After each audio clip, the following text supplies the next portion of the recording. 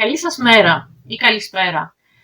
Όπου κι αν είστε, ό,τι ώρα κι αν βλέπετε αυτό το κανάλι, εσείς που μαθαίνετε ελληνικά, καλώς ορίσατε.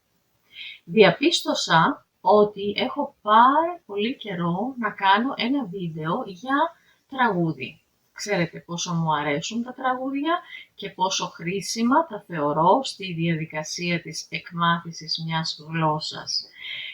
Σκέφτηκα λοιπόν μετά από πάρα πολύ καιρό τελικά να πραγματοποιήσω μία υπόσχεση που είχα δώσει όταν έκανα το βίντεο για το άντε ή άιντε και πώς το χρησιμοποιούμε, και τότε κάποιος ζήτησε να πούμε κάτι για το τραγούδι του Θανάση Παπακοσταντίνου, Ανδρομέδα. Τι σχέση έχει το άντε με την Ανδρομέδα?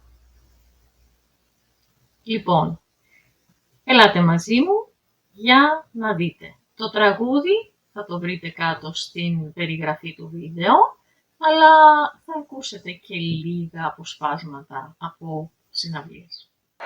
Άντε δυο πουλιά, φίλου σε ένα δέντρο.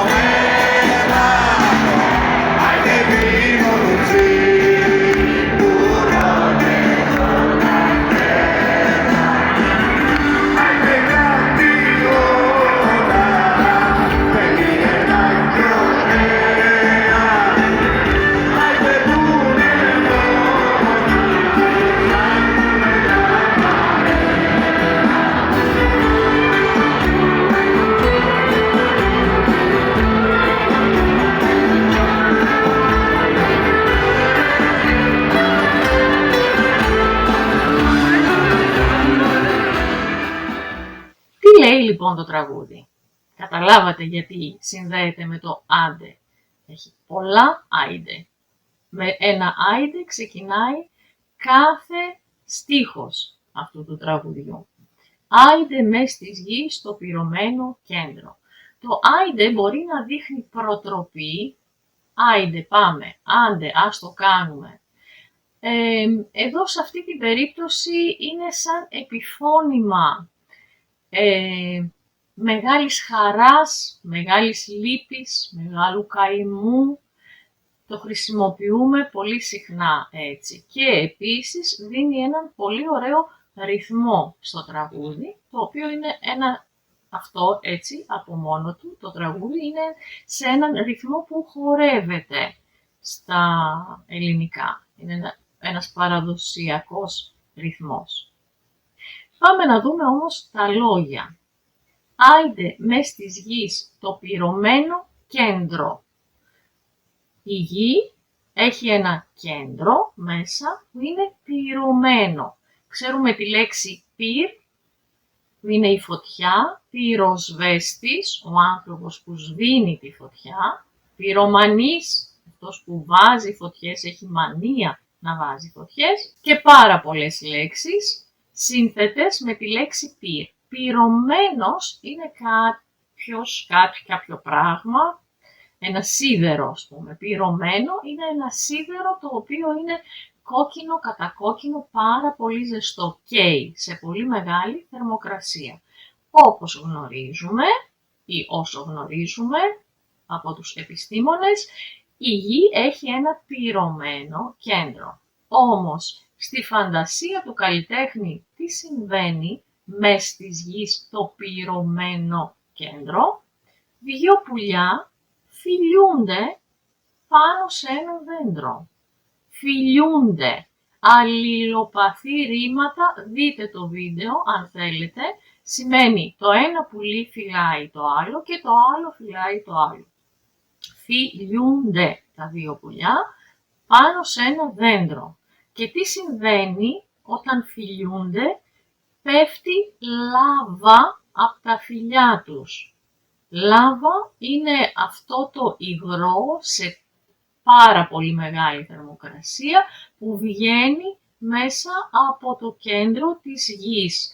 Όταν για παράδειγμα έχουμε μία ηφαιστειακή έκρηξη, βγαίνει λάβα. Από τα φυλιά των πουλιών πέφτει λάβα και από τα κορμιά τους πέφτουν φτερά απολιθωμένα. Υπάρχει η λέξη λίθος μέσα εδώ που σημαίνει πέτρα. Απολιθώνεται κάτι όταν μετατρέπεται σε πέτρα. Για παράδειγμα, έχουμε σε πολλά σημεία του πλανήτη απολιθωμένα δάση. Δάση, κορμί δέντρων ολόκληροι που έχουν μετατραπεί σε πέτρα λόγω συγκεκριμένων συνθήκων. Έχουμε τα απολιθώματα, κοχύλια, φύλλα, οτιδήποτε που έχει εγκλωβιστεί πριν από εκατομμύρια χρόνια μέσα σε πετρώματα για παράδειγμα και τα βρίσκουμε τώρα μεταμορφωμένα σε πέτρες. Από τα πουλιά λοιπόν, από τα φυλιά τους πέφτει λάβα και από τα κορμιά τους πέφτουν φτερά απολιθωμένα. Φαντασία. Συνεχίζουμε με το άιντε και λέει εκεί μακριά στην Ανδρομέδα. Η Ανδρομέδα είναι ο γνωστός γαλαξίας, η γνωστή Ανδρομέδα. Τι συμβαίνει εκεί έτυφωτός μακριά από τη γη? Πίνουν τσίπουρο και τρών λακέρδα. Δεν ξέρω αν γνωρίζετε το τσίπουρο, είναι ένα απόσταγμα από σταφύλια. Στην Ελλάδα θα το βρείτε παντού.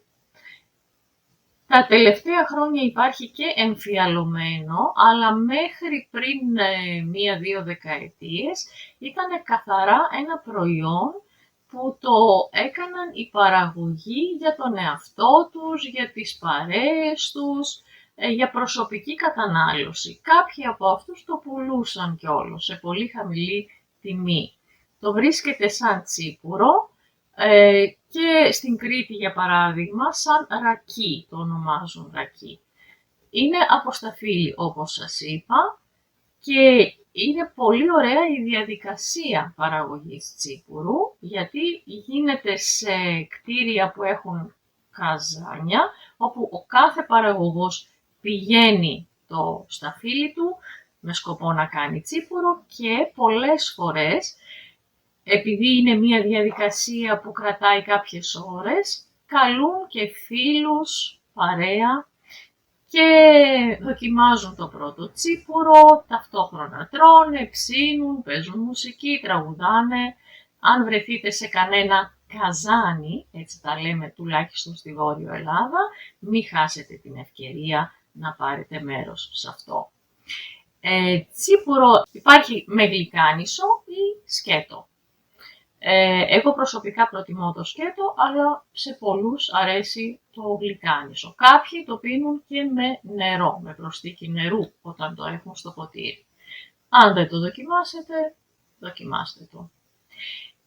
Και με το τσίπουρο συνηθίζουμε να τρώμε κάτι για μεζέ, κάτι αλμυρό συνήθως. Ένας πολύ συνηθισμένος μεζές για το τσίπουρο είναι η λακέρδα, η οποία λακέρδα γίνεται από ένα συγκεκριμένο ψάρι, την παλαμίδα, καταναλώνεται στην περιοχή των Βαλκανίων πάρα πολύ και στη Μέση Ανατολή και έχει μια ιδιαίτερη γεύση. Ποιος λοιπόν το κάνει αυτό? Ποιος πίνει τσίπουρο και τρώει λακέρδα? Κάτι όντα περίεργα και ωραία. Ένα ον, μια ύπαρξη, πληθυντικός τα όντα. Το ον, τα όντα. Τι όντα είναι αυτά? Αφού ζουν στην Ανδρομέδα, που είναι τόσο μακριά, δεν ξέρουμε, δεν είναι άνθρωποι, δεν είναι κάτι της, όμως σύμφωνα με τον ποιητή, είναι κάτι όντα περίεργα και ωραία, που είναι μόνα και ψάχνουν για παρέα. Πάντα το τσίπουρο θέλει παρέα. Αλλάζουμε στροφή και λέει, εκεί ψηλά στην ακαρπή μελούνα. Η μελούνα είναι ένα σημείο, είναι ένα πέρασμα, είναι μια περιοχή πάνω στον Όλυμπο, στη νότια πλευρά του, Θεσσαλία δηλαδή, να σας δείξω λίγο το χάρτη. Ακαρπή, καρπός. Καρπούς δίνουν τα δέντρα, τα φυτά, για παράδειγμα έχουμε τη μυλιά, βγάζει ανθούς, λουλούδια και οι ανθοί μετατρέπονται σε καρπό, σε μήλο. Άκαρπος είναι κάποιος που δεν δίνει καρπούς. Γιατί είναι η μελούνα άκαρπη, δεν ξέρω, πάντως μας πληροφορεί ο ποιητής ότι εκεί φύτρωσε μία παπαρούνα. Τι είναι η παπαρούνα, αλλά έχει στόμα και δαγκάνει, δαγκάνει, το λέμε και έτσι, είναι το ίδιο πράγμα. Όμως λέει συνέχεια, αφού δαγκάνει, κάθε φορά λέει πως δεν το ξανακάνει. Θα σας γελάσω τι θέλει να πει εδώ. Ό,τι καταλαβαίνει ο καθένας. Και περνάμε στο δραματικό μέρος του τραγουδιού που λέει εκεί βαθιά στα σωθικά μου, σωθικά είναι τα εσωτερικά όργανα του ανθρώπου, ό,τι υπάρχει μέσα στο σώμα μας, αλλά κυρίως μιλάμε για αυτά που βρίσκονται στην κοιλιακή χώρα, επίσης για την καρδιά, για τα πνευμόνια, όλα αυτά είναι τα σωθικά μας. Εκεί βαθιά στα σωθικά μου κάτι γίνεται, κυρά μου, λέει, και καταλαβαίνουμε ότι απευθύνεται σε κάποια γυναίκα. Κυρά, κυρία, γυναίκα. Τι γίνεται, 1000 άλογα τυφλά γυρίζουν. Έξοδο ζητούν. Γιατί γυρίζουν, έξοδο ζητούν. Ψάχνουν να βρουν κάποιο τρόπο να φύγουν. Και με αλωνίζουν. Το αλώνει είναι μια διαδικασία όταν μαζεύουμε το σιτάρι, το κριθάρι, καρπούς που είναι πολύ μικροί μέσα στο φυτό, οπότε όταν θέλουμε να χωρίσουμε το φύλλο από τον καρπό, στρώνουμε όλο αυτό το φυτό πάνω σε μία κυκλική επιφάνεια, το αλόνι. Δεν υπάρχουν πια αλόνια, παρά μόνο σε πολύ απομακρυσμένες περιοχές στην Ελλάδα. Αλλά το αλόνι ήταν μία κυκλική επιφάνεια, στη μέση είχε ένα πάσαλο, ένα ξύλο, στο ξύλο αυτό ήταν δεμένο ένα ζώο, ένα γαϊδούρι συνήθως. Το γαϊδούρι είχε προσαρμοσμένο ένα ξύλινο, μία ξύλινη επιφάνεια είχε προσαρμοσμένη και πάνω σε αυτό το ξύλο πατούσε όρθιος ο άνθρωπος που οδηγούσε το ζώο. Το ζώο γυρνούσε γύρω-γύρω και καθώς γυρνούσε αλώνιζε, δηλαδή χώριζε ουσιαστικά, περνώντας πάνω από τα φυτά, χώριζε τον καρπό. Αυτό είναι το αλόνι. Κάντε το λίγο εικόνα, 1000 άλογα τυφλά γυρίζουν, έξοδο ζητάν, ψάχνοντας να βρουν έξοδο και με αλωνίζουν. Νομίζω ότι δείχνει ένα μεγάλο βάσανο, μια μεγάλη στεναχώρια, μια μεγάλη αναστάτωση ίσως. Και συνεχίζει. Εδώ σημά 2 μέτρα βάθος, σημά σημαίνει κοντά, σημώνω κάπου, πλησιάζω κάπου.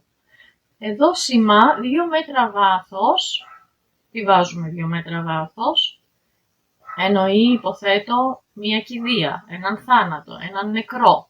Λένε πως φυλακίζουν το πάθος.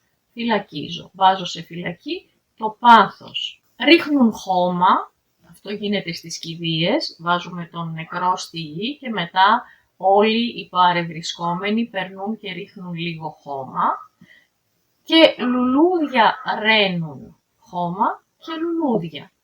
Ραίνω. Ραίνω σημαίνει ραντίζω, αλλά το ραντίζο είναι κάπως πιο έντονο, ενώ το ρένο είναι μια πολύ απαλή ανάλαφρη κίνηση. Ρένω κάποιον με λουλούδια. Ρένω κάποιον με... Ο παπάς ρένει τους πιστούς με αγιασμό, για παράδειγμα, στην εκκλησία. Και τι κάνουν μετά από όλα αυτά, αφού βάζουν κάποιον μέσα το πάθος, το φυλακίζουν, το κυδεύουν. Τι συμβαίνει στο τέλος?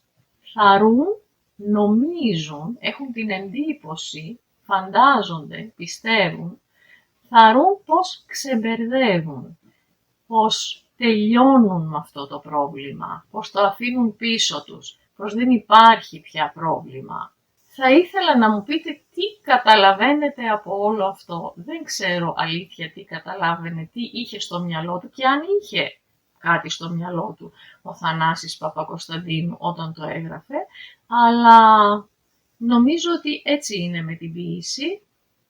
Ο καθένας καταλαβαίνει ό,τι καταλαβαίνει. Και επίσης η ποίηση που έχει και ρυθμό μας μιλάει με πολλούς τρόπους, όχι μόνο με το λόγο, αλλά και με τη μουσική. Αυτά για σήμερα, νομίζω ότι είναι πάρα πολλά. Γράψτε μου αν σας άρεσε, τι σας άρεσε και τι καταλαβαίνετε. Και θα τα πούμε στο επόμενο βίντεο.